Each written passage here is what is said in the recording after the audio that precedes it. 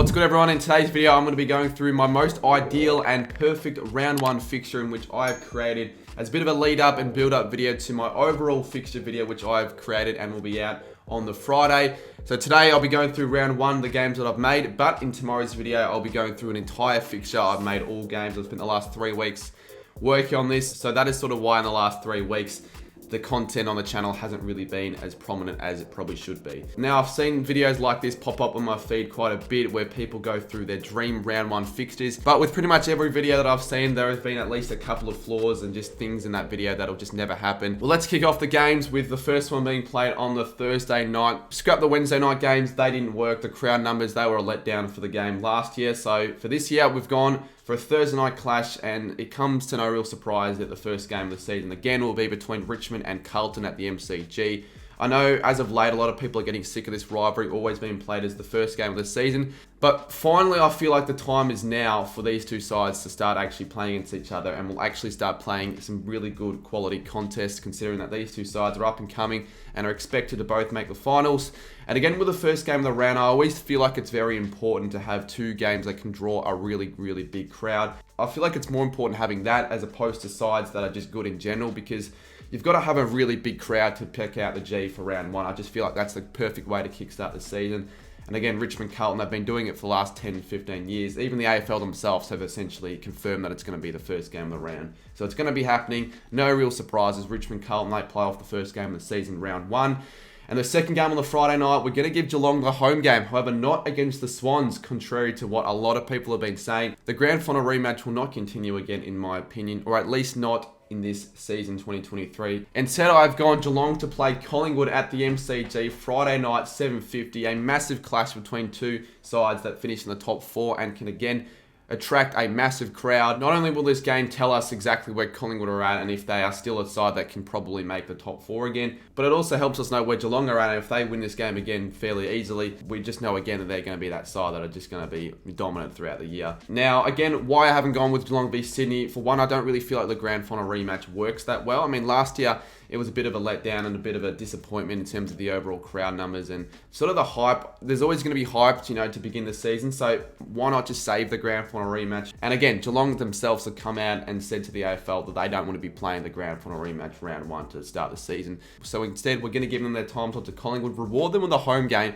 However, at the MCG, they're playing Collingwood. It won't be at GMHBA. Will they unveil their flag in this game? I'm not too sure. Or will they wait for their first game at GMHBA? But, Friday night game, Geelong v Collingwood, it doesn't really get much bigger than that. I think there'll be over 80 to 85,000 packing out the G for this one. It's going to be a cracker. We head to the first of the Saturday matches, and it continues at the MCG. We've got another game between the D's this time and the Crows at the MCG. Of course, comparing to the first two games, this one won't be as important, and there won't be as many people obviously packed out to watch this one. It'll be a game that's a little bit under the radar. First game, Saturday afternoon. The D's, they've played this fixture before, I think 2 years ago against the Dockers, and a side that I think back then is very similar to the Crows side this year right now.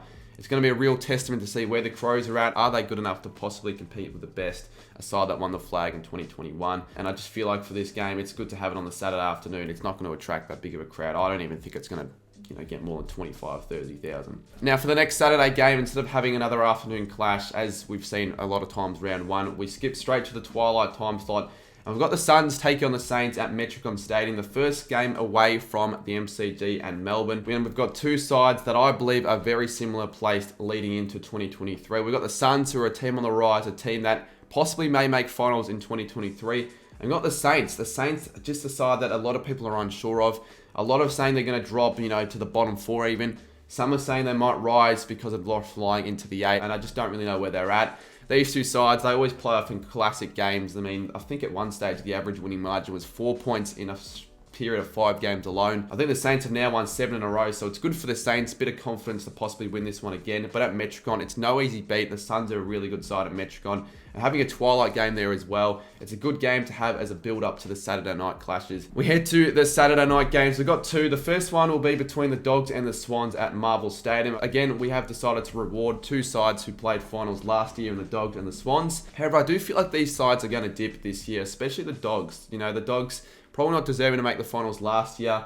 very much scraped in, and this year, you know, with the loss of a couple of players such as Dunkley and Hunter, I could see him possibly dropping, to be honest. The Dogs, you know, they might be on the decline. Same with the Swans. You never really recover that well after losing a grand final by that much.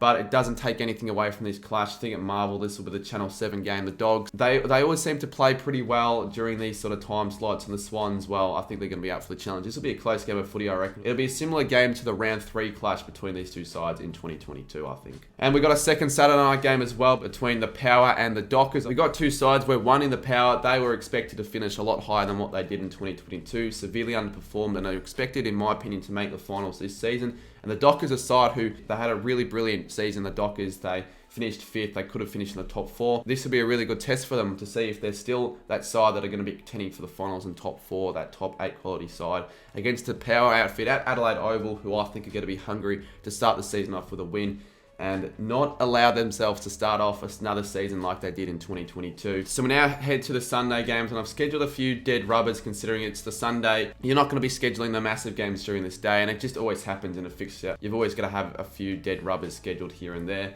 The first of the games have been kickstarted with North Melbourne and the Brisbane Lions on the Sunday, 1:10 at Marvel. It's going to be an expected result here for the Lions. They're probably going to smash the Roos in this one. I doubt there'll be too many eyes on this fixture at all, to be honest. This is certainly the most one-sided game this round so far. The next game, we've got the Giants take on the Bombers. Now, I'm not too sure if this will be scheduled as a Channel 7 game. I don't think these two sides are deserving of the Channel 7 game. The Giants and the Bombers, I still feel like they're sides that at their very best could make finals, but they are most likely expected to finish bottom 6, particularly the Giants, with just horror years in 2022. But regardless, I feel like they're evenly matched, so they'll play off, in my opinion, in a pretty close game. We have it at Giants Stadium at 3:20. And then we head to the final game of the season. It's always a West Coast home game, it seems, at Optus Stadium. You have it at the later time slot, the 6:10 time slot, if you're a Victorian. But if you're in WA, this will be played 4:10. We've got West Coast take on Hawthorn in this one, and I feel like this is going to be a pretty decent game of footy. It'll be close. It'll be against two sides expected to finish bottom 3 or 4, but it'll be a close game because of the fact that these two sides are so bad. West Coast v Hawthorn, Optus Stadium, last game of the season. I feel like it's the pretty optimal way of rounding out round 1 for 2023. Well, there you have it, guys. Those were my games for round 1. My predicted games, in my opinion, the most possible potential round 1 fixture outcome. Of course, I'm not going to get this all correct. I'll get a few games wrong, I believe, but I do believe these games could all be a possibility of happening for round 1. Put your round 1 fixture predictions down below in the comments. Obviously, don't bother predicting your entire fixture. That will take way too bloody long, but that'll be most likely in tomorrow's video if I can get it all working. Thanks everyone for watching the video, and again, subscribe to the channel if you're new, leave a like, and we'll see you soon.